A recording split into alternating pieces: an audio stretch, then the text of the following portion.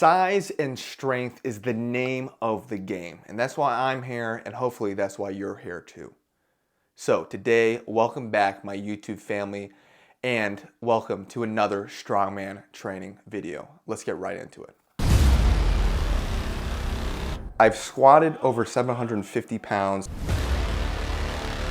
I've benched over 500 pounds numerous times, and I've deadlifted over 750 pounds.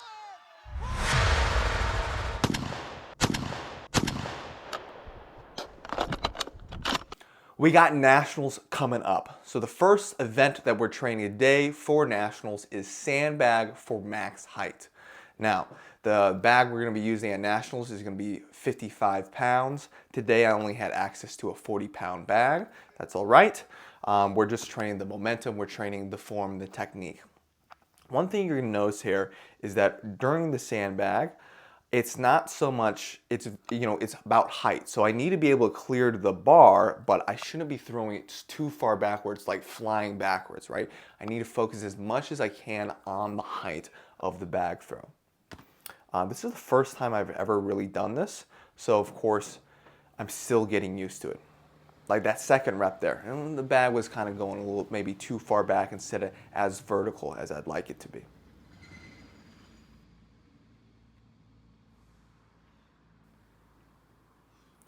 I will say I am looking absolutely freaking yoked. One thing about strongman training, see that one was a little bit more vertical. One thing about strongman training is that you will gain size. You're gonna gain mass. It is not a hypertrophy specific type of sport, but the amount of weight you're carrying, I feel as though it just forces you to put weight on. Your body adapts to all that weight you're carrying by putting on more muscle to make that weight a little easier. And what do I mean by carrying? Yes, we got log presses. Yes, we got deadlifts, these movement, exercise movement kind of things that we normally see and do every day in the gym. But when we're doing heavy farmer's carries, heavy sandbag picks and carries, heavy yoke carries, the greatest increase in body weight I've had since puberty was when I started training for strongman, for my first strongman comp a few years ago. I was eating a ton and I was adapting so well to all that weight I'm carrying. Now, what does this mean? Does that mean if I want to be a bodybuilder, I'm going to train strongman? Absolutely not. But if you're trying to be as strong as possible and strongman is of interest of you, but at the same time you want to get bigger muscles, don't be afraid of training strongman. You are still going to get a hypertrophy response. It might not be as great and as specific as a bodybuilding, program. Well, implementing heavy carries is going to be hugely beneficial for you. Trust me. After that, we moved on to deadlifts. This is 625 for 2. The goal here was, in my competition, we're going to use a mammoth bar. That bar bends a ton. I don't have access to that right now, so what we're doing is using a typical standard deadlift bar. In order to make it bend as much as I can make it bend, I'm adding bumper plates for the first 2 plates, this way to kind of make sure the plates go out as wide as they can, kind of fill up as much of the sleeve as possible in order to get that maximal bendage. So 625 for 2 here. Still playing around with whether or not I like rolling the bar.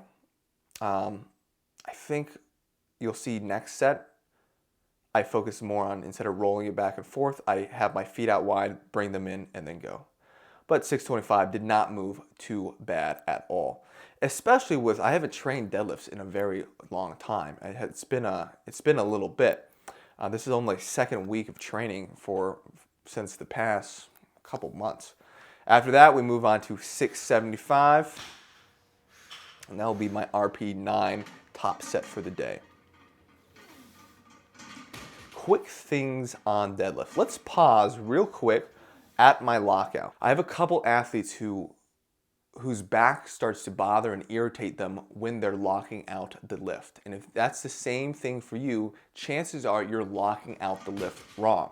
You're coming to lock out, and instead of just squeezing your glutes and pulling your shoulders down, squeeze the glutes through, you're squeezing the glutes through, and then you shift forward, have the hips come forward, and you almost overarch the lower back, and you're sitting on that lower back.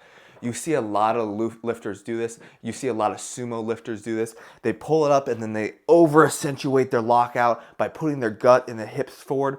Does a couple things. One, oftentimes you see soft knees when people do that. And two, a lot of times people end up irritating their back because instead of the tension being on the hips, on the glutes, it's shifted to the low back. So if you have low back issues, especially during the lockout of the deadlift, what I have recommended is think about only locking out to like 95, 97%, especially when you're doing these reps. When you're in competition, you lock it out like normal. You make sure that it's 100, everything's 100%, right? But the biggest thing is really just going to be focused on squeezing the glutes all the way through the movement with your deadlift. After deadlifts, to be honest with you, I was feeling it. It was a hot as hell day outside. But then we went on to the Conan's wheel. This first one is 3 turns with 380 pounds in my arms. It's pretty tough. It's definitely a difficult movement. First time I've been doing it with an actual Conan's wheel setup, especially out in the heat. But you know what? That's strongman for you. Able to set this up. The setup of the equipment also took me a long ass time.